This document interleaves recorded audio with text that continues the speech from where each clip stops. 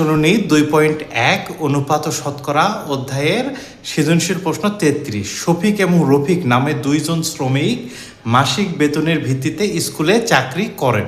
তাদের মাসিক বেতনের অনুপাত 4:2:1 অনুপাত 4:5:1 এবং তাদের দুইজনের মাসিক বেতন একত্রে 17,400 টাকা।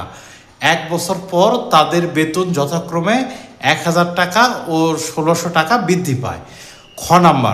ক নাম্বার আমরা আগের ভিডিওতে দেখেছি, প্রতি মাসে শফিক এবং রফিক কত টাকা বেতন পায় তা নির্ণয় করো।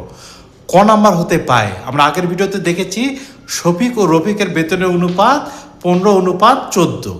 অতএব অনুপাতের রাশিগুলোর যোগফল 15+14 = 29। তাহলে শফিক ও রফিকের মোট বেতন হলো 17,400 টাকা।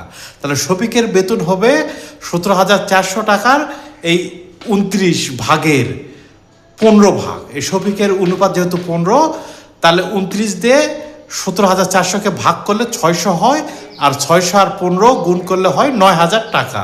এবং রফিকের বেতন 17,400 টাকার 29 ভাগের 14 ভাগ এখানে দেওয়া আছে। তাহলে 29 দিয়ে 17,400কে ভাগ করলে হয় 600, আর 600 গুণ 14 হলো 8,400 টাকা।